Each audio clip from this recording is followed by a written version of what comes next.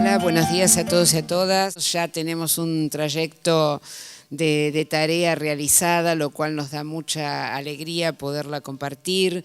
En cada tramo del trayecto sumamos algo nuevo, porque por suerte así podemos estar construyendo en este momento, y lo algo nuevo es una fuerte articulación con la Dirección Nacional de Educación Primaria y por ende una propuesta de profundizar las articulaciones que ustedes vengan teniendo ya en sus provincias con las direcciones de primaria, con las escuelas en las cuales vienen desarrollando observaciones y distinto tipo de tareas acá orientadas por Sara y Emilce y por todos los colegas que participan del seminario.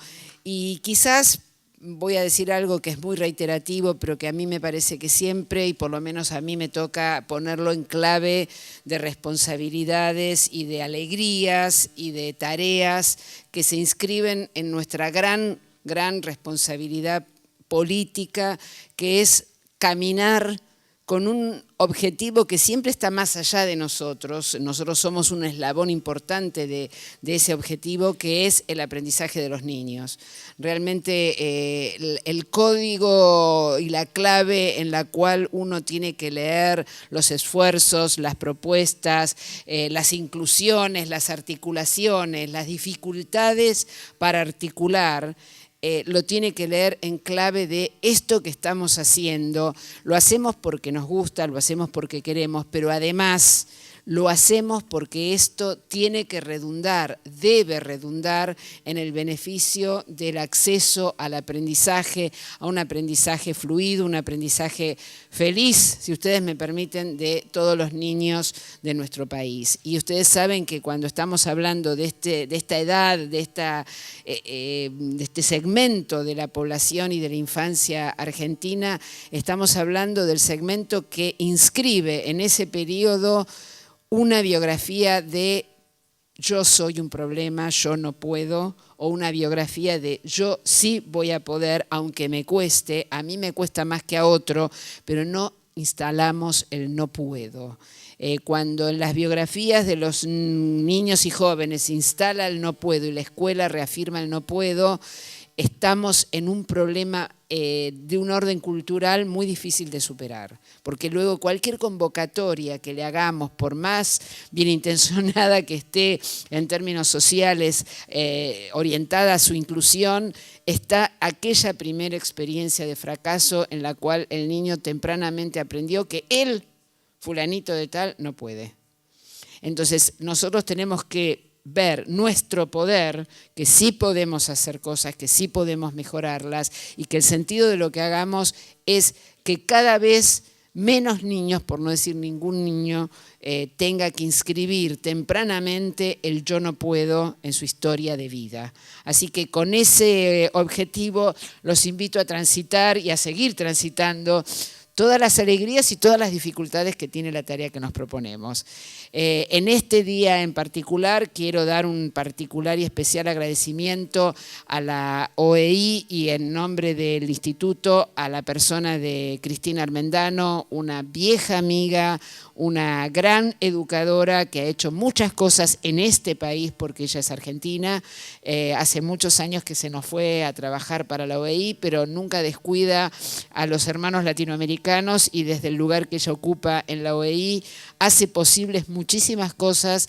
Y bueno, parte de estas cosas que hace posibles son este seminario y algunos otros emprendimientos que a partir de su colaboración y la de la OEI vamos a concretar. Es una alegría, es un placer, y además también es una responsabilidad que como organismo de cooperación la OEI asume con todos los países de América Latina, y para poder sostener todas las políticas que garanticen el derecho de los niños y de las niñas a tener una educación de calidad. En este caso, para no volver a repetir lo que les contaba ayer, en este caso la OEI puede contribuir y apoyar a los países, como en este caso al proyecto de alfabetización inicial y fundamentalmente en el área de los formadores de docentes. Lo hacemos en nombre de un programa que estamos gestionando desde la OEI, que es un programa de la Unión Europea que se llama Eurosocial, que ya está terminando, que transitó 5 años de trabajo, y es un programa de la Unión Europea hacia América Latina para fortalecer las políticas conducentes a la cohesión social. Este programa tiene varios sectores: salud, fiscalidad, justicia, empleo y educación. Y en educación no está sola la OI, está la OI, la fundación que tiene la OI para operar con fondos de la Unión Europea, y 2 socios más, uno francés y otro italiano, es decir, el CIEP, que es el Centro de Altos Estudios Pedagógicos de Francia, y una ONG muy potente, con mucho rodaje en América Latina, que se llama el Desarrollo del Pueblo, el Sviluppo del Popolo. Y entonces, los franceses, los italianos y la fundación de la OI como entidad española en ese caso, llevamos adelante durante 5 años una cantidad de acciones en el ámbito de la educación en contextos urbanos, la educación en contextos rurales y todo lo que eso deriva, y fundamentalmente los temas obviamente transversales de la formación docente. En nombre de eso es que la OI Estacayo tenía la obligación de hacer mención a este programa, porque es el que nos facilita este tipo de acciones. Nada más, espero, como les dije ayer, sé que ayer a la tarde tuvieron una tarde bien movida, interesante y de mucho debate, y que lo que queda de este día y el del día de mañana realmente los satisfaga, realmente les sea útil. Y además algo que siempre digo, y que lo decía hace muchos años cuando también organizaba encuentros con los colegas de los institutos: fundamentalmente disfruten. Disfruten el estar juntos, disfruten este espacio de relax de la rutina, pero de responsabilidad de construcción conjunta. Pues siempre nos quejamos de que estamos solos, cosa que es cierta, es una actividad que está con otros, pero que, es decir, la sala del aula lo hace a uno, lo aísla a uno un poco del resto, ¿no? Entonces aprovechen y disfruten los tiempos que tienen para poder compartir con los colegas. Gracias.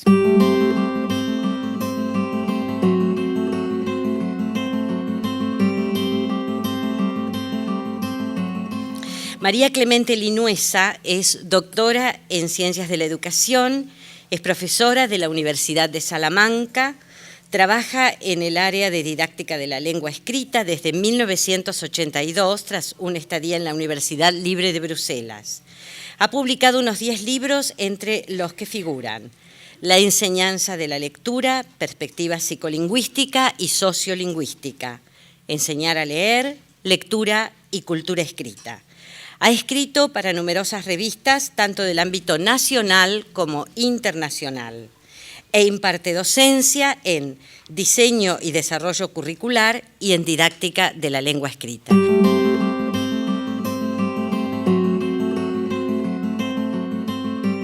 Verdaderamente la enseñanza de la lectura y de la escritura, es decir, la lengua escrita, es un hecho que hoy lo vemos como algo tremendamente normalizado dentro de nuestra cultura. Evidentemente, esto no ha sido así hasta hace muy poco tiempo, unas décadas apenas.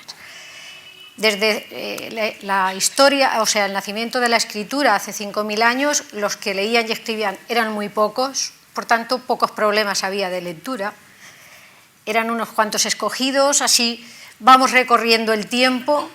Y llegamos a la Edad Media, donde los que leen son los eclesiásticos, llegamos al Renacimiento, donde algunos comerciantes, y así sucesivamente se van, luego a través de la Iglesia protestante, se alfabetiza la población para leer la Biblia, es decir, se van cubriendo hitos en ese proceso de alfabetización hasta llegar al siglo XX, en que las sociedades desarrolladas tienen el empeño de que toda su población esté alfabetizada.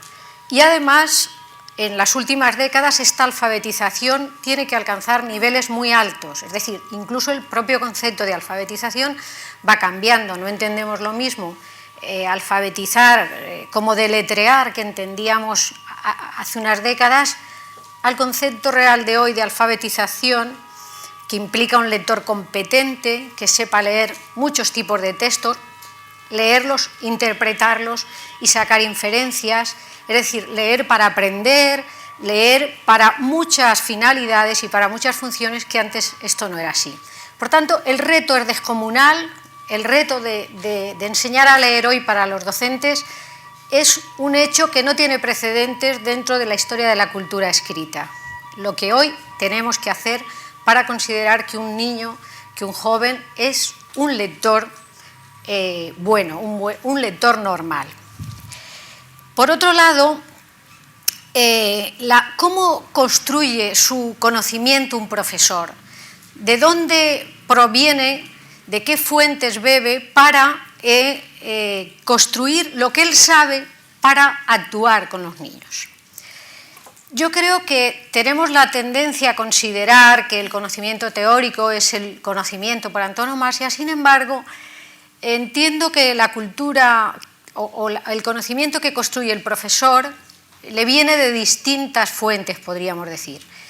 Por una parte, las políticas educativas, es decir, las administraciones, por decirlo así, tienen sus propios mandatos para los profesores, en el sentido de que muchas veces incluso interfieren más de lo deseable. En las legislaciones, yo no sé aquí, pero en España hay veces que en la legislación se dice hasta cómo se tiene que enseñar a leer, si ha de ser uno constructivista o ha de ser psicolingüista o a qué edad se tiene que enseñar a leer. Es decir, las administraciones a veces desprofesionalizan un poco la labor del docente con esos mandatos. Esto tiene finalidades que muchas veces son justas, socialmente justas. Entiendo que si, por ejemplo, en un país la enseñanza obligatoria empieza a los 6 años, un hecho tan importante como es aprender la lengua escrita, pues por justicia social el Ministerio dice no se enseña a leer hasta ese momento. Esto yo lo entiendo, pero entiendo que es una cuestión, una dimensión social, no es una dimensión, digamos, psicológica ni de justificación psicológica. Por tanto, el profesor de ahí, de lo que es las administraciones, ya recibe influencias, por decirlo así. Otras influencias importantes es lo que llamaríamos las prácticas sociales, porque no se lee lo mismo en esta sociedad que en la de hace 30 años, y para qué se lee en cada momento, sin duda que también tiene una seria influencia en lo que los docentes conceptualizan como el hecho de la lectura, etc. Imaginémonos ahora qué significa leer. Leer en la red significa algo que antes era inexistente. Leer en la red no es descifrar un texto, es elegir información, es seleccionar información, es decir, la dimensión de la lectura con las nuevas tecnologías ha sufrido un cambio importante en las funciones que va a tener la propia lectura. Y esa práctica social de leer de otra manera también la tiene que asumir el profesor como algo que forme parte de lo que debe saber para enseñar a leer. No me voy a extender más, luego esto lo tengo un poquito más explicado en lo que les van a entregar.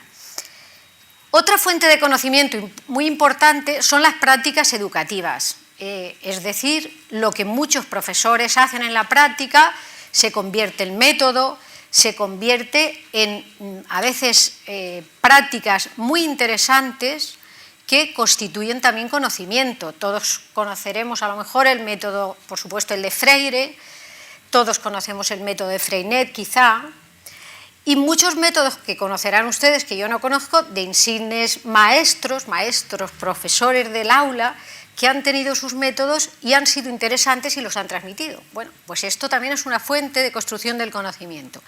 Y por último tenemos el conocimiento teórico, que es al que yo me voy a referir fundamentalmente, el conocimiento que proviene de la investigación, de aspectos más reflexivos, en definitiva, sin ir mucho más allá, porque es lo que voy a explicar, de lo que configuraría las teorías sobre la lengua escrita.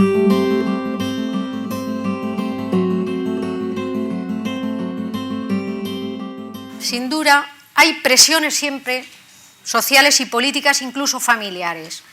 Yo creo que muchas familias, que cuando su hijo sabe leer o lo que consideran ya conocer la lengua escrita, lo consideran un reto tan importante que les parece que ya ha pasado una etapa de la escolaridad porque ya saben leer. Claro, eso es una presión que hay veces que influye en los propios profesores. Mi niño no va a la escuela a jugar, ahora ya eso ha cambiado un poco, pero antes no, tiene que ir a aprender y aprender a leer lo primero. De tal manera que hay veces que los profesores se ven sometidos a cierta presión familiar en este sentido.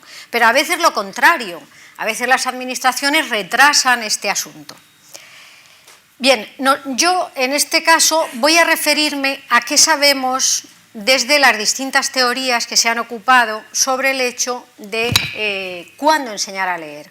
No me voy a referir a las presiones sociales o familiares, etc.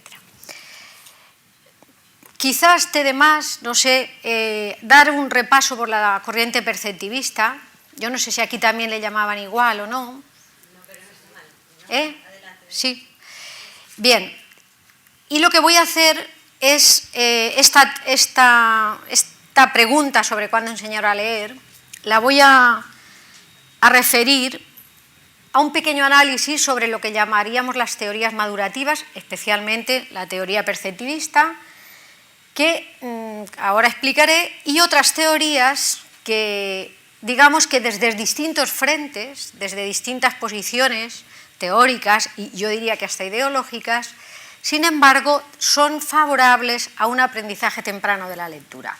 Evidentemente, esto que voy a decir ahora tiene un nivel de generalización que luego no puede ser aplicado así más que a la casuística de lo que cada profesor evalúe. Yo creo que el profesional es el maestro sobre cuándo y sobre cómo tiene que enseñar a leer. Otra cuestión es que tenga mucho o poco conocimiento para abordar esto.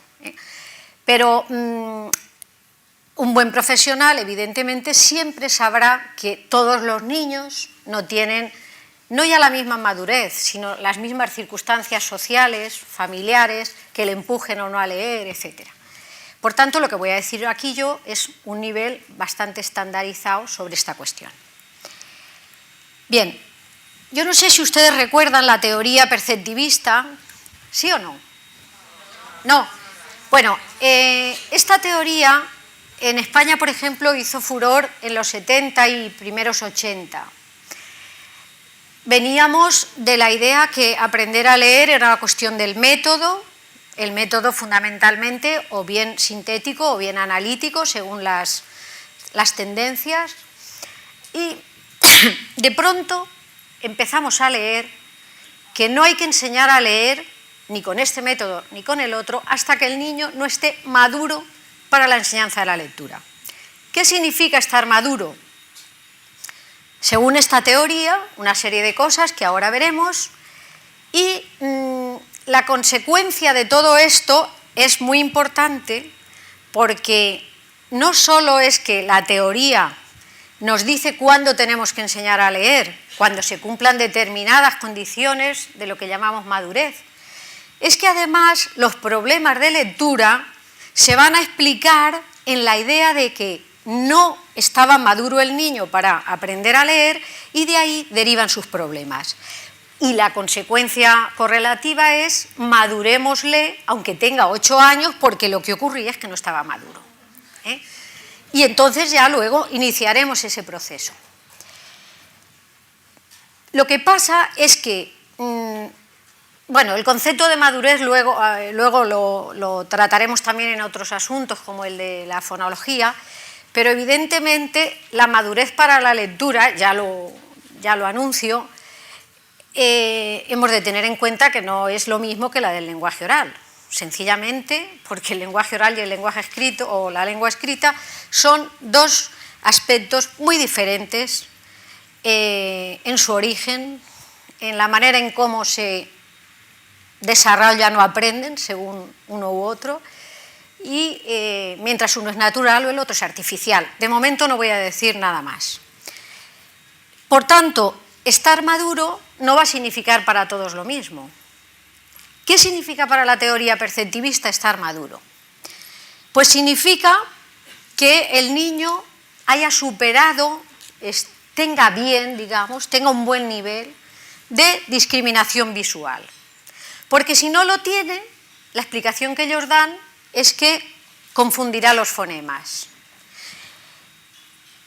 O tendrá problemas de discriminación auditiva, que ese es otro factor de la madurez, tener buena discriminación auditiva. O bien tener problemas de lateralidad. ¿Esto no les suena? esto era, bueno, la explicación es que es zurdo y le han contrariado la lateralidad, es que hagamos ejercicios de psicomotricidad para definirle bien la lateralidad. Es decir, se conceptualiza que una mala lateralidad es un problema que genera esa inmadurez para la enseñanza de la lectura. Y por último, también otro concepto de la madurez es que tengan un grado de madurez en procesos de secuenciación, porque se considera que las letras es una secuencia. Bien, después de este planteamiento, ¿qué consecuencias tiene esta teoría? Desde el punto de vista educativo, las consecuencias que tuvo, es decir, repito, conceptualizar que no se puede enseñar a leer hasta que no se esté maduro en esas condiciones, tuvo dos grandes consecuencias. Bueno, dos que podríamos incluso desdoblar también. Desde el punto de vista de una clase normal y corriente, una de las consecuencias que tuvo es el gran esfuerzo que se hacía en la escuela en entrenar a los niños para justamente desarrollar, madurar esas condiciones perceptivas. Yo no sé aquí, pero en España se pasaban los niños haciendo fichas y fichas y fichas, etc.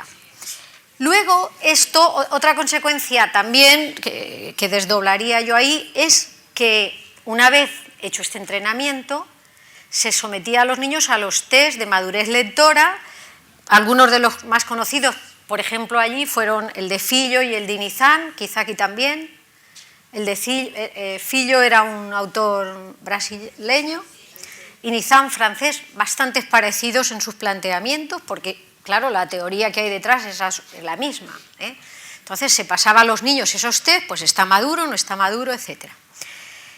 Pero la consecuencia verdaderamente relevante desde mi punto de vista es la consecuencia respecto de la rehabilitación cuando los niños ya tenían problemas, supongamos a los 8 años. Porque entonces lo que se hacía era un entrenamiento mucho mayor en estas habilidades que he dicho antes para justamente madurarlo, puesto que el presupuesto de partida era que no se tenía esa madurez. Por tanto, desde el punto de vista educativo, estas eran normalmente las tres consecuencias que tenía esa teoría. Esta importantísima, como ahora veremos.